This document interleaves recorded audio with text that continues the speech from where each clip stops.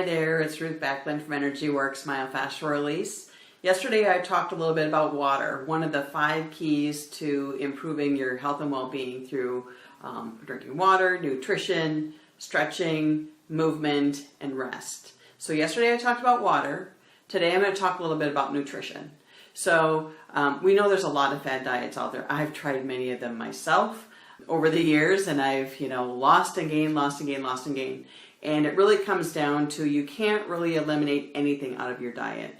So if you're on a really strict diet where you are not allowed to have certain food groups, or it's super restrictive, your body's going to be craving that, okay? Or if you're eating a lot of fast food, junk food, things like that, you're actually not getting food at all. You're starving your body. You're actually probably malnourished, okay? And then what happens when your body doesn't recognize what you're eating will actually store that as fat until it needs that as a reserve, because it really doesn't know what to do with it. It doesn't know how to process it. So it's not really fueling your body. So it's really important that you have all the food groups. So you have your fruits, veggies, your carbohydrates, your proteins. You need nuts and oils. You need seeds. You need healthy fats. You need all of that in there for your body to function. There are some organs within your body that need certain things, or they just don't function properly, and then wonder why we're so tired and dragging all the time, right? So want to just make sure that people know you need everything. Okay, those food pyramids and food groups have all changed periodically over the years, but really anything that grows naturally is going to be better for you. Anything processed, artificially made is most likely not good for you unless it's made with the wholesome, nutrition that you need, and it's processed in a certain way. So, but anyway, I came across a blog that, and it talks about nutrition, actually talks about how we have healthy or unhealthy relationships with food. And so I thought I would share that with you. I don't have it memorized, so I actually have it pulled up here, so bear with me as I pop it back up. But there were 5 things that were really hitting home for this particular blog, and it's written by Krista McGuire, and it's the traits of people who have a healthy relationship with food. That's her blog. So she's a registered dietitian, and I know some of the things that she talks about in here about a healthy relationship. I can think of situations where myself personally, it's not always a healthy relationship. I know that I can be an emotional eater or a bored eater or something like that. So who doesn't want to celebrate with food, right?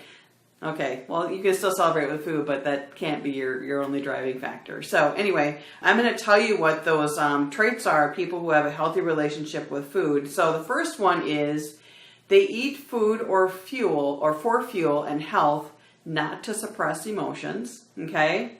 So viewing food as a fuel for their body versus how to respond to a situation. They practice intuitive eating. That's the second one. So that means that they eat when they're hungry and they stop eating when they're full. They don't necessarily eat the full plate. They don't keep eating just because they're bored or there's so much visual stimulus or smells in front of them. They eat when they're hungry and they stop eating when they're not hungry, when they're full. Okay? The third one is they don't feel the need to make up for an imperfect eating day. So, think about people who are trying to lose weight. They are trying to diet. They're trying to eat healthy, and, they have a moment of weakness. They see that malt shop down the street, which is, it's not too far from me. They see that malt shop down the street, or they have this big birthday celebration or something, and they have some silly carbs. And they think, I blew it. I'm done. I might as well just go back to what I was doing.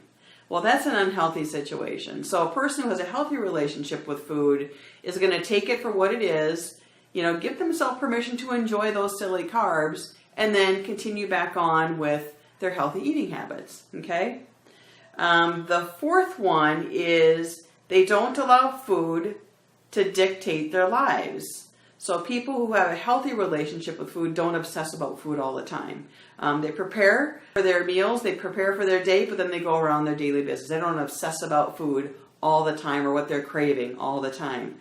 And then number 5 is they don't compare their body or what they eat to others. Now that one's kind of tricky. In our society, who doesn't compare everything? I think there's healthy ways to do it and ways that are probably unhealthy. So taking ownership for what you're putting in your body yourself is a healthier way to approach that. So some things that they talk about, so if you're dieting more often than not, you're probably on that yo-yo unhealthy relationship mode. If you get anxious when the numbers go up on a scale and you shame yourself because of it, that's again an unhealthy thing.